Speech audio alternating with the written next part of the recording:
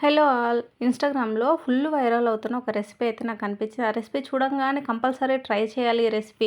కనిపించిన ప్రతి ఒక్క రెసిపీ అయితే ట్రై చేయం కదా! కానీ ఈ రెసిపీ మాత్రం కంపల్సరీ ట్రై చేసి చూడాలి.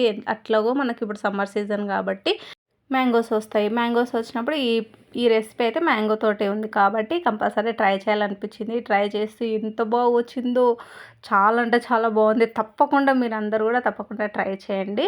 కాకపోతే ఇందులో మన తెలుగు వాళ్ళకు నచ్చిన విధంగా నేనైతే కొన్ని మార్పులైతే చేశాను. మీకు నచ్చితే మీరు ఇలా చేసుకోనండి.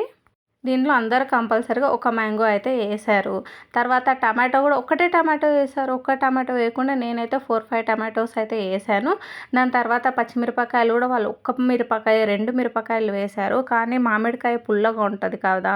అందుకని పులుపుకు తగ్గట్టుగా మనం కారము, మళ్ళీ టమాటోస్ కూడా వేస్తున్నాం. దానికి మేనేజ్ చేయాలని చెప్పేసి నేను కొన్ని మిరపకాయలు ఎక్కువ వేసాను. అలాగే వెల్లుల్లి కూడా ఎక్కువ ఉంటే బాగుంటుందని చెప్పేసి వెల్లుల్లి కూడా కొంచెం ఎక్కువ వేసాను.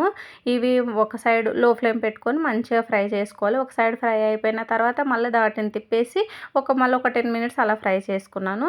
కానీ నాకు ఇందులో కొంచెం నూనె ఎక్కువ అయ్యింది అని అనిపించింది. ఆ నూనె అలాగే పెట్టేసి పక్కకి దాన్ని పోపులో వాడేసుకుందాము అని చెప్పేసి దాన్ని పక్కకు పెట్టేసి పైన పైన ఉన్న ఇవన్నీ టమాటోస్, మిర్చి, వెల్లుల్లి తర్వాత అవన్నీ తీసి మిక్సీ జార్లో వేసుకొని ఒక స్పూన్ జీలకర్ర, కారము, ఉప్పు, ఒక ఫుల్ ఆనియన్ వేసి మీ దగ్గర కొత్తిమీర ఉంటే కొత్తిమీర కూడా వేసుకోండి. కచ్చాపచ్చగా మిక్సీ పట్టాను. తర్వాత వాళ్ళు తిరగమాత వేయలేదనమాట. తిరగమాత వేయకుండా ఏం చేశారంటే వాళ్ళు ఆవ నూనె వేసుకున్నారు. నాకు ఆవ నూనె మన తెలుగు వాళ్ళకి అంతగా నచ్చదు అన్నట్టుగా నేను పోపు అయితే వేశాను. ఇలా కూడా ఎంత బాగుందో, చాలా అంటే చాలా బాగుంది.